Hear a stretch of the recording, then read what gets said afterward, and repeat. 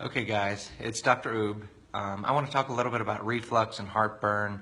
I saw a patient yesterday and I realized that so many Americans out there are struggling right now with heartburn, reflux. They're taking these medications, Dexilant, Nexium, omeprazole, Prilosec, and I include Zantac and famotidine in there. Which is Pepsid.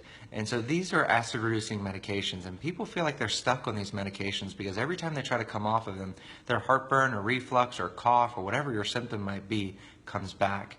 And I'm here to tell you that you weren't born with a Zantac deficiency. You weren't born with a Nexium deficiency. So why are you stuck on these medications? Something has gone wrong throughout your life to cause you to be in this situation. And so contrary to popular medical belief, there's an alternative medical theory that says that instead of making too much stomach acid, you're actually not making enough stomach acid, and that's what's causing your heartburn. So there's tons I can talk about with heartburn and reflux, but today I'm just going to talk about why that makes sense, why it's actually low stomach acid that might be causing your heartburn and reflux and not high stomach acid. Let's first start off with the conventional medical thinking. The conventional medical thinking says that your acid is too high and that's why you're having heartburn in your throat and the stomach is splashing acid in your throat and that's why you just have too much acid. But you've had too much acid in your stomach for years. That's what the stomach is supposed to do. It's supposed to make acid. It's supposed to break down our food. So why is it all of a sudden going awry? Why is this happening?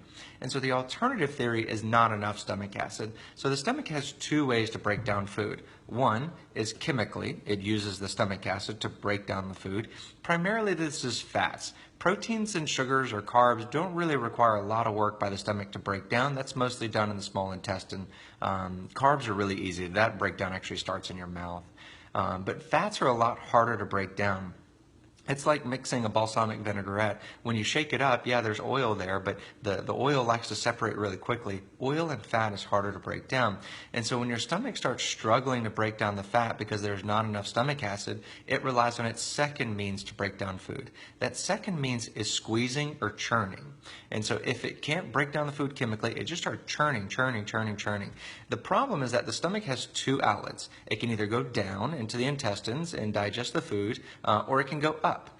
The problem is that the down outlet is closed tightly. The down outlet will not let food in or food through until it's appropriately broken down and the acidity is at the right level. So when you can't break it down with this acid, the second step is churning and you're trying to force that food through even though the stomach can't push it through. The upper exit to the stomach, called the lower esophageal sphincter, or LES, is not so strong. It's actually considered a false sphincter. It's not a good one. This may sound gross, but your butthole is a good sphincter. Nothing comes out of it unless you really want it to or unless you're having a problem.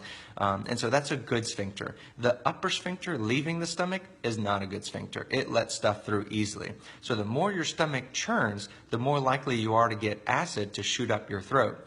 Now, acid is acid. Your throat is not designed for acid. Your stomach is. So any amount of acid, even if it's not much, shooting into your throat causes symptoms. And the symptoms of reflux can be different for every person. One person will experience heartburn. Many people don't experience any heartburn, and they're considered silent reflux, but they'll get the coughing, or one I heard recently is a Globus Syndrome, and that just means you've got a sensation of something stuck in the back of your throat or a metal taste in the back of your mouth. These are all symptoms that acid is shooting up into your throat, and the reason why is because the stomach is spasming and churning and trying to break down this food. The alternative way of thinking might seem a little unusual and it might blow your mind, but I promise you once we talk about it and make sense that you will probably consider doing it, especially if you've been on these medications.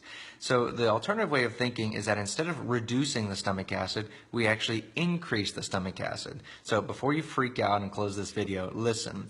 If the stomach is struggling to break down food, because it doesn't have enough acid and it's churning instead, let's add acid in. And so how do you add acid to the stomach? That sounds crazy. Some people drink vinegar and that just does not taste good. Instead, there's supplements called betaine, HCl, which basically HCl just stands for hydrochloric acid. And so when you take HCl and it mixes with water and contents in your stomach, it turns into acid. So once you aid the stomach in breaking down the food chemically, it doesn't have to rely on the churning and squeezing motion that happens, and all that squeezing and churning creates gas, and that's why you might burp more than other people, or burp more as you've been on these medications and struggle with digestion. So the way you take these stomach acid pills is you actually take it with a meal. So if you're going to sit down and eat some eggs and bacon or cheese, then you want to take these stomach acid pills. And so the dose ranges for everyone a little differently, but the usual treatment dose is upwards of 1,300 milligrams of stomach acid with a meal. Now, I usually tell people start small, go with 200, 300, 400 milligrams and test the water. If you get heartburn when you take the stomach acid, because remember, it is actual acid. So if you get heartburn when you take that medication, then your stomach's not ready for the acid. It doesn't mean you don't need it. It just means that your stomach's not ready for it. The stomach is designed to have acid in there, and the way it allows acid to be in there without digesting your own stomach is because it's got this mucus lining. The stomach cells produce this mucus that prevents the acid from actually touching the stomach lining. And so if you're not making enough mucus, then of course you won't be able to handle any acid.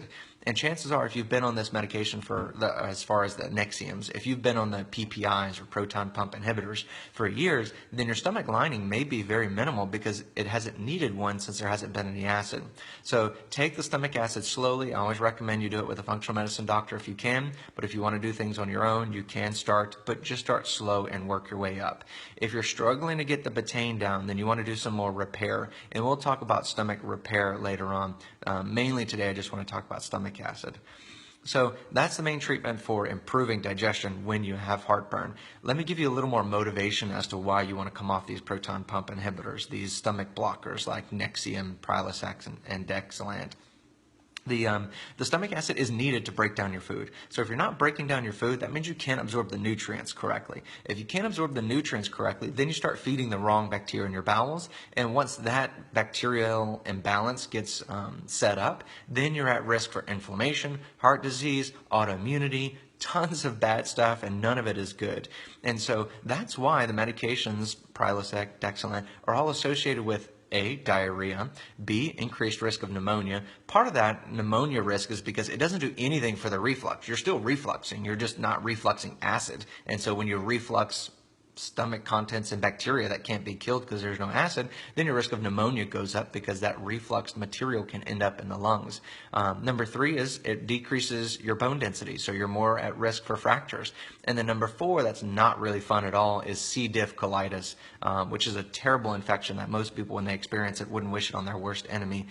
It's a severe intestinal infection filled with just tons of diarrhea, and it's a painful, not pleasant diarrhea and requires pretty powerful antibiotics.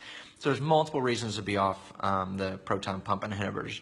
One of the main things as far as deficiencies that it causes is magnesium deficiency. You need acid in order to absorb your magnesiums and irons and all that. And so if you don't have enough stomach acid, which you definitely don't if you're taking the PPIs, then you won't absorb your magnesium and your iron levels will slowly whittle away. So if you're struggling with either of those, keeping your magnesium up or keeping your iron up, that may be one of the reasons. Digestion is important, and it starts with the teeth, but the stomach is one of the most important processes, and it really begins the real digestive process. So you want to make sure your stomach is working correctly, otherwise the rest of the system is not going to work well at all. Okay, so I hope this helps. Please feel free to leave any comments, questions, concerns. Leave a message if there's something you want me to talk about next in regards to digestion. But I'm going to try to start from the stomach and work my way down. And so maybe one of the next videos we'll talk about other ways to repair the stomach instead of just increasing acid. So I hope this was helpful. Share, like, comment, and you can also visit my website. I've written a series of blogs on this topic itself.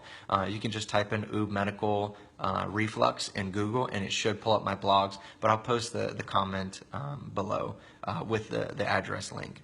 So I hope this was helpful. You guys have a good day.